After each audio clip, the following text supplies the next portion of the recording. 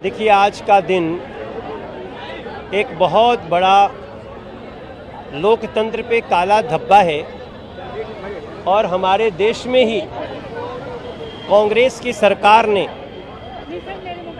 जब इंदिरा जी प्रधानमंत्री थी, उन्होंने खुद इस देश पे इमरजेंसी थोप दी थी। आज वही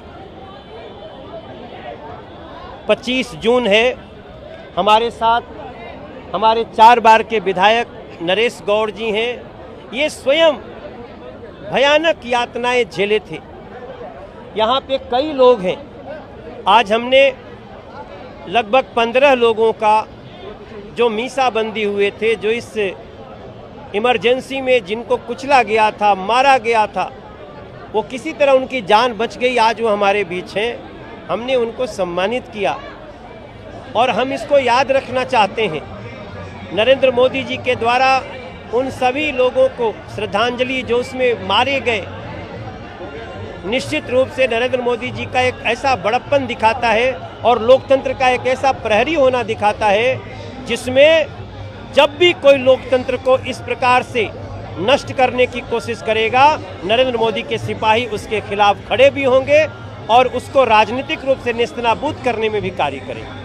पटना में विपक्षी दल की बैठक हुई थी। कांग्रेस अरविंद केजरीवाल कह रहे थे साथ साथ चलेंगे, लेकिन अभी अरविंद केजरीवाल की तरफ से बोला गया है कि राहुल गांधी को कांग्रेस को बड़ा दिल रखना चाहिए। तो टकरार इनसे हो रहा है विपक्षी दल की बैठक होने के बाद।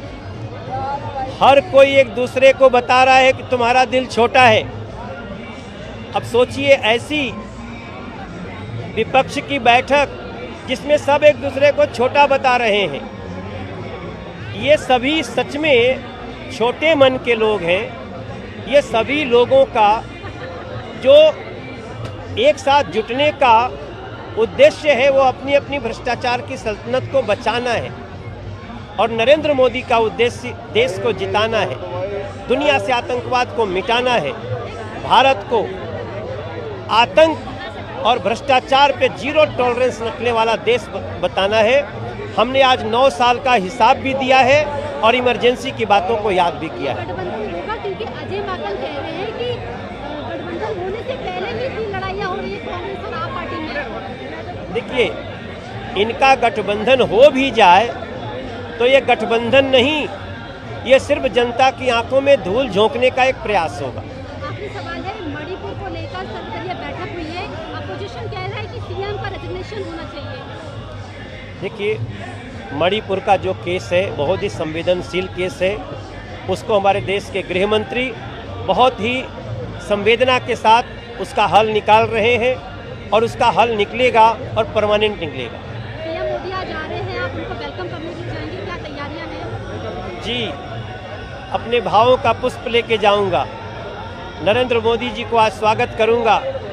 वापस हमारे देश के न सिर्फ यशस्वी प्रधानमंत्री बल्कि पूरे दुनिया का विश्व नेता आ रहा है अपने देश में वापस।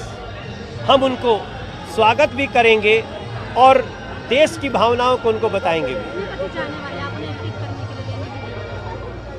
वो जैसे उनकी फ्लाइट आएगी तब तक हम लोग वहाँ उपस्थित रहेंगे।